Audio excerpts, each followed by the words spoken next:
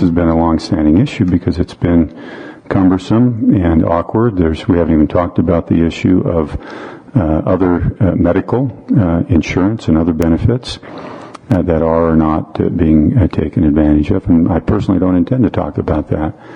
I think like with any employment, what somebody chooses, what's available to them is their choice, and I don't care a bit if the person sitting next to me chooses optical insurance or doesn't choose optical insurance or has a family or a single plan for medical. It doesn't matter a bit to me, but the base wages do. Now, to Mr. Butter's question, he asked point blank, and I hadn't thought about that question in advance, and he said, am I proposing this to get he and Mr. Short off the council? I think the better answer is to say this.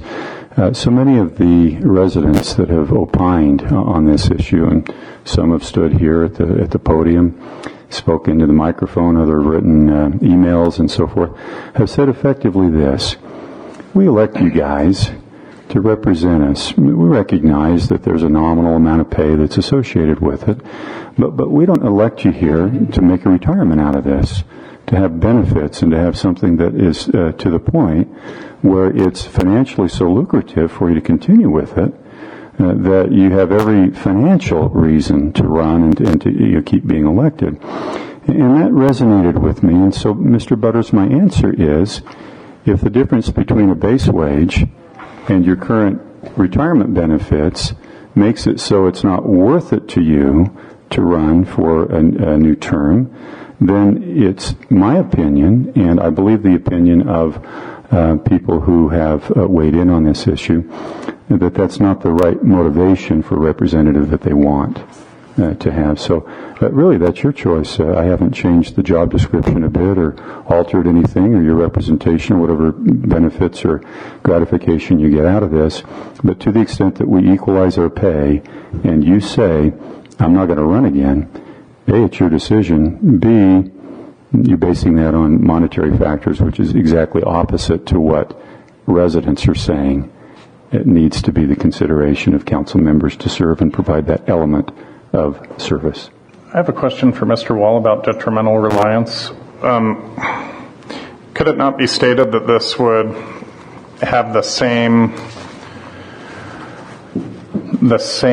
type of application as far as reducing any type of life insurance or medical benefit, health benefit type of thing? Do we really need to be concerned that this would be a breach of contract, whereas any of those others would be acceptable? Yeah, it's a great question, and it's been asked before in many, well, at the state, it was one of the questions that was debated in the state. And the answer is that generally retirement is viewed more as compensation as opposed to a benefit. Now, it's technically a benefit in the HR world, but in terms of contract law, retirement is tantamount to salary. And that's typically where you run into the breach of contract or detrimental reliance issues. So then that fits in with what Councilman Seataller is saying as far as not including benefits, health benefits or optical or whatever else into this. There's much more recognition, unless you're dealing with a labor union situation where you have a negotiated employment agreement with the union, that an employer in a government setting can deal with health benefits and life insurance and fitness memberships, whatever the benefit might be, as the budget comes and goes, as the thinking comes and goes. But when it comes to retirement, it's looked more as a salary issue, and that's why it's subject to a higher level of scrutiny when it comes to an expectation. Thanks. Sure. You all right? Question? Oh, please. What happens if I run and were to win again? The compensation committee says, "Oh, you guys are undercompensated by $500 a month." Right. That puts me right back in the same position. Pretty much so, yeah. Then what do you do? I believe Mr. Cunningham has that answer, and I believe I have the answer too. But the answer is you begin reaccruing the benefit when you went there. There's another scenario in which that could happen, and that is when a council member chooses who's Tier 1 eligible and wins the mayoral seat. If that were to happen, then that meets the minimum salary requirement. Isn't it also true if that individual went to work, for example? Isn't it true, for example, if that individual went to work for the state? That's correct. And he As a covered, full-time employee, that tier 1 is always Well, but my question you're is, grandfathered into that should you be in a role that qualifies for it in the future. that's correct. And I understand that part, but what happens then? What happens to the council when they go, oh, wait a minute, you're getting a better benefit? Yeah. I can't answer for the council, but in my mind, if that scenario were to happen, it happens. We dealt with this as best we could from an equalization basis, and you have that opportunity in the future if that scenario were to play out. if I could I ask two additional questions since I need to do some drafting? And that one, is it your intent to reduce the mayor's salary to the 2012 level as well, or just the council? Yes. If you're asking me, you're probably asking all of us. I'm looking for nods, yes and no. If we're all going down, we should all go down. Not all of us are going down. Oh, just me. I'm staying the same. Yeah, it's really good question, and it was beyond the scope of what I had drafted, but it does seem prudent in the spirit of what we're doing. It's just my opinion, and Mr. Butters said yes. I don't know what other people feel if that's in the spirit of what we're doing here. I think so. I'm up to a 4-1 then. Okay, that'll give me enough to do that. The other question, and you kind of alluded to it, but we needed to include the other compensation specifically in the ordinance since it had never really been done appropriately. And that I assume from what you said, unless I hear something else different, that it's still your intent to allow participation in health insurance with a 50% premium split, the access to the 401k match, which is the 1.5% for a 3% contribution, and the employee life and weekly accident indemnity programs.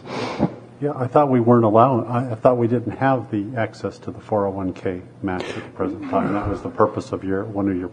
No.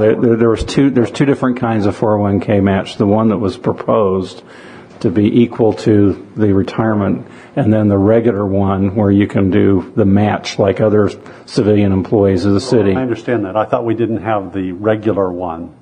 We do have the regular one? Yes. Mm-hmm. Okay, that was my mistake. A number of you take advantage of that. From my standpoint, to answer your question, the answer is yes. I have no intention of dealing with those issues here from a benefit insurance and et cetera basis.